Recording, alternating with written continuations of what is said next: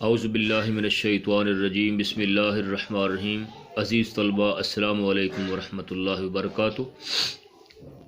آج ہم سبق نمبر 5 جس کا عنوان ہے طہارت اور جسمانی صفائی، اس کا سوال نمبر 5 کریں گے، تو چلیں شروع کرتے ہیں۔ 5واں سوال ہے، طہارت کے کیا فوائد ہیں؟ تفصیل سے تحریر کریں۔ طہارت کے کیا فوائد ہیں؟ تفصیل سے تحریر کریں۔ عزیز طلبہ، اس کے جواب کی جو ٹاپ کی مین ہیڈنگ بنتی ہے وہ ہے طہارت کے فوائد، جیسا کہ آپ کو نظر آ رہا ہے۔ ٹاپ کی مین ہیڈنگ دینے کے بعد اس کی فرسٹ ہیڈنگ آپ نے وہی دینی ہے جو پہلے بھی آپ دیتے رہے، یعنی طہارت کا مفہوم۔ طہارت کے لغوی معنی صفائی اور پاکیزگی کے ہیں، اور طہارت سے مراد ظاہری اور باطنی صفائی یعنی جسمانی اور روحانی صفائی دونوں مراد ہیں، جبکہ باطنی صفائی اور اخلاقی عادات کو بہتر بنا لینا تزکیہ بھی کہلاتا ہے۔ جسم، لباس اور عبادت گاہ وغیرہ کو پاک صاف رکھنا بھی طہارت کہلاتا ہے۔ یہ اس کا مفہوم تھا۔ مفہوم بھی یہاں پہ اس سوال کے اندر آپ نے لکھنا اور یاد کرنا ہے۔ سیکنڈ کوشچن ہے طہارت کے مقاصد۔ سیکنڈ جو اس کی ہیڈنگ بنتی ہے وہ ہے طہارت کے مقاصد۔ عزیز طلبہ، جسمانی اور روحانی صفائی کے لیے شریعت نے جو طریقے مقرر کیے ہیں ان کا مقصد انسان کو مشقت میں ڈالنا نہیں ہے، بلکہ یہ تو اس کے فائدے کے لیے ہے، جو کہ اس کی جسمانی صحت کا باعث بھی بنتے ہیں اور اس کے پروردگار کی رضامندی کا موجب اور باعث بھی بنتے ہیں۔ یہ آپ کی سیکنڈ ہیڈنگ۔ تھرڈ ہیڈنگ ہے جسمانی، روحانی اور ذہنی فوائد۔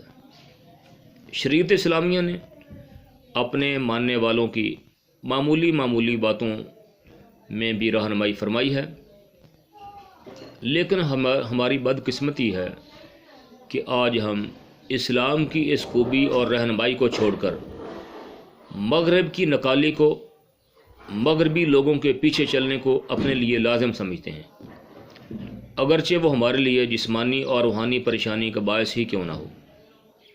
یعنی عام طور پہ بڑے بڑے ہوٹلوں میں دیکھا گیا کہ وہاں پہ لوگ کھڑے ہو کر پیشاب کر رہے ہوتے ہیں، جو کہ غلط بات ہے، انتہائی غلط بات ہے۔ بال و براز یعنی پیشاب کرنا لوازمات حیات میں سے ہے، یہ زندگی کا ایک لازمی حصہ ہے، لیکن اس میں اگر اسلامی ہدایات کو مد نظر رکھا جائے تو انسان کے لیے جسمانی صحت اور ذہنی آسودگی کا باعث بنتا ہے۔ ویسے بھی بندہ مومن کو دن رات میں 5 وقت اللہ کے دربار میں حاضری دینی ہوتی ہے، جس کے لیے طہارت اولین شرط ہے۔ اگر وہ اس کا اہتمام نہیں کرے گا تو اس کے لیے کتنے بڑے نقصان کی وہ بات ہے کہ وہ اپنے پروردگار کی عبادت کی اہلیت ہی نہیں رکھتا۔ یعنی اگر کوئی شخص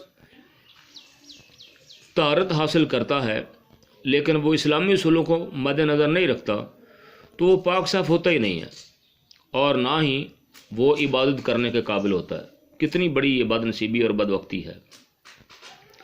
آج کل کھڑے ہو کر پیشاب کرنا، پیشاب کرنے کے بعد استنجا نہ کرنا، پیشاب کے چھینٹوں سے اپنے جسم اور کپڑوں کو نہ بچانا وغیرہ وغیرہ، یہ ایسی برائیاں عام ہیں، اور اس سے بڑھ کر دکھ کی بات یہ ہے کہ ان برائیوں کو برائی سمجھا ہی نہیں جاتا۔ عزیز طلبہ، یہ اس کی وضاحت تھی۔ چوتھی ہیڈنگ بنتی ہے دلی سکون اور قربت الہی۔ طہارت اور پاکیزگی دلی سکون کا باعث بھی ہے اور روح کی بالیدگی اور فرحت کا موجب بھی ہے۔ جب انسان اس کا اہتمام کرتا ہے اور اس کے ساتھ اللہ کی عبادت کرنے کی کما حق ہو، یعنی پوری کوشش کرتا ہے، تو اسے قربت الہی بھی حاصل ہونا شروع ہو جاتا ہے۔ قربت الہی بھی حاصل ہونا شروع ہو جاتی ہے اور وہ اللہ کا مقرب بندہ بن جاتا ہے، اور پھر ایسا وقت بھی آتا ہے کہ وہ اللہ کا محبوب بندہ بن جاتا ہے، کیونکہ اللہ صاف ستھرے لوگوں کو پسند کرتا ہے۔ 5ویں ہیڈنگ ہے بیماریوں کا خاتمہ۔ طہارت انسان کے لیے جسمانی صحت کا باعث بھی ہے اور اسے بیماریوں سے بچانے کا ذریعہ بھی۔ انسان اپنے کپڑوں اور جسم کو صاف ستھرا رکھے اور اپنے ارد گرد کے ماحول کو صاف ستھرا رکھے تو بہت سی بیماریوں سے محفوظ ہو جاتا ہے، کیونکہ زیادہ تر بیماریاں گندگی سے ہی پھیلتی ہیں۔ چھٹی ہیڈنگ ہے صلاحیت عمل میں اضافہ، یعنی کام کرنے کی صلاحیت میں اضافہ۔